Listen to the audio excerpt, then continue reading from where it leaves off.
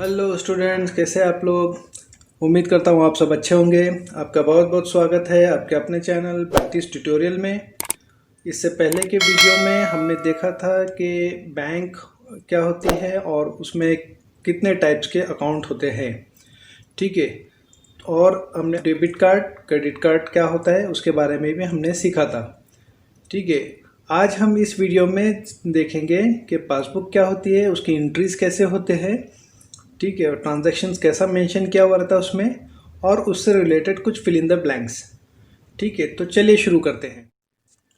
यहाँ पर हम देखेंगे कि ये जो है एक फॉर्मेट है पासबुक एंट्री का। उसमें क्या एंट्री किया हुआ होता है, लाइन नंबर मतलब सीरियल नंबर 1 2 3 4, देन डेट होती है नेक्स्ट कॉलम में, then particulars, cheque number, amount withdrawal and amount deposited and balance.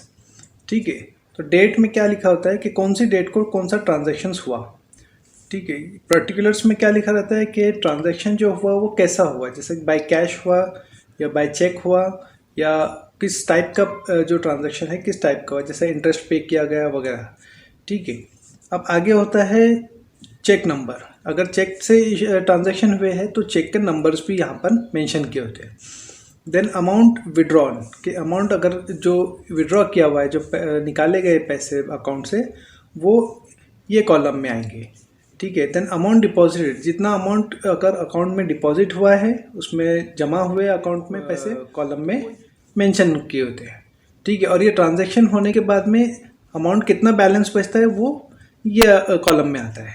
ठीक है, तो जैसा यहाँ पर हम देखेंगे कि 2 फरवरी 2016 को कैश ट्रांजैक्शन हुआ, और ट्रांजैक्शन कैसा हुआ, डिपॉजिट हुआ। ठीक है, 1500 रुपीज़ डिपॉजिट हुए। अब यहाँ पर 7000 बैलेंस लिखा हुआ है, मतलब इसमें पहले से ऑलरेडी 5500 रुपीज़ होंगे, जिसमें 1500 रुपीज़ ऐड हो गए, डिपॉजिट हुए तो जमा हो गए, तो 7000 बैलेंस हो गया। अब यहाँ पर 8 फरवरी को जो ट्रांजैक्शन हुआ वो कैसे हुआ, चेक से हुआ, चेक का नंबर ये है। ठीक है, और ट्रांजैक्शन क्या हुआ, डिपॉजिट हुआ, मतलब जमा हुए पैसे। तो आप यहाँ पर देखेंगे कि 7000 बैलेंस था, अब उसमें 5000 ऐड हो गए, तो टोटल हो गया हमारा 12000 रुपीज़। ठीक है, अब थर्ड ट्रांजैक्शन देखेंगे 12 फरवरी को चेक से ट्रांजैक्शन हुआ, ये चेक नंबर था उसका, और ट्रांजैक्शन कौन सा टाइप का हुआ, विड्रॉल हुआ, मतलब पैसे निकाले गए, 3000 रुपीज़ निकाले गए। तो जो बैलेंस था 12000, उसमें से 3000 माइनस हो गए, ओके, कम हो गए, तो बच गया बैलेंस हमारा 9000 रुपीज़। अब फोर्थ ट्रांजैक्शन कौन सा हुआ, 15 फरवरी को सेल्फ, मतलब अकाउंट होल्डर ने खुद के लिए वो विड्रॉ किया। ठीक है, तो विड्रॉल हुआ यहाँ पर 1500 का, तो 9000 में से 1500 माइनस हो गए, तो बैलेंस बच गया 7500। अब जो फिफ्थ ट्रांजैक्शन दिया हुआ है वो है 26 फरवरी को। उसमें क्या हुआ कि इंटरेस्ट का ट्रांजैक्शन हुआ, इंटरेस्ट ऐड हुआ। ठीक है, तो इंटरेस्ट डिपॉजिट हुआ बैंक के तरफ, वो इंटरेस्ट अमाउंट कितना है, 135 रुपीज़। ठीक है, तो वो डिपॉजिट हुआ, तो 7500 में 135 ऐड हो गया, 7635 बैलेंस हुआ। ठीक है, तो ये एंट्री आपको क्लियर हो गई जो पासबुक की होती है। अब हम इसके ऊपर देखेंगे कुछ फिल इन द ब्लैंक्स है, वो हम उसको फिल करेंगे। ठीक है, जैसे यहाँ पर मेंशन किया है on 2 February the amount deposited was, कितना था अमाउंट डिपॉजिट 2 फरवरी को, अमाउंट डिपॉजिट वाज 1500, तो हम यहाँ पर लिख देंगे 1500। ठीक है, रुपीज़, एंड द बैलेंस कितना बैलेंस था उसके बाद में 7000। ओके, यहाँ पर आ जाएगा 7000 rupees. Then second fill in the blank है ऑन 12 फरवरी कितने rupees were withdrawn by cheque number this. ठीक है, चेक नंबर 243965, 243965, ये चेक से कितने रुपीज़ विड्रॉ हुए। ठीक है, 12 फरवरी को, 12 फरवरी को कितना विड्रॉल हुआ, 3000, तो यहाँ हम मेंशन कर देंगे 3000। ओके, अब the balance was how many rupees. ठीक है, तो बैलेंस कितना रहा, ये 3000 जो है विड्रॉ होने के बाद में 9000, तो यहाँ हम मेंशन कर देंगे 9000। ओके, अब नेक्स्ट क्वेश्चन क्या है फिल इन द ब्लैंक में, on 26 February the bank paid an interest of how many rupees. ठीक है, 26 फरवरी को क्या होगा, इंटरेस्ट पे किया बैंक ने, कितना पे किया, 135 रुपीज़। तो हम यहाँ पर लिख देंगे 135। ओके, यहाँ तक क्लियर हो गया आपको। अब इसके आगे नीचे है कि a passbook is issued for a saving account and recurring deposit account. ठीक है, जैसे इससे पहले भी हमने देखे थे इससे पहले की वीडियो में कि जो पासबुक इशू होता है किसके लिए, सेविंग अकाउंट और रिकरिंग डिपॉजिट अकाउंट के लिए। The amount deposited withdrawn and the balance are recorded in it with their dates. ठीक है, तो उनके जो डेट्स के हिसाब से उनमें इंट्रीज होती है पासबुक में, किस चीज़ की, डिपॉजिटेड अमाउंट की कि कितना पैसा जमा हुआ, विड्रॉल की कितना पैसा निकाला गया और कितना बैलेंस है, ये चीज़ उसमें मेंशन करती होती है, जैसा हमने ऊपर भी देखा था। ठीक है, तो ये आपको यहाँ तक क्लियर हो गया। अब इसमें एक और एग्जांपल है, ठीक है, तो वो हम उसको भी समझ लेते हैं।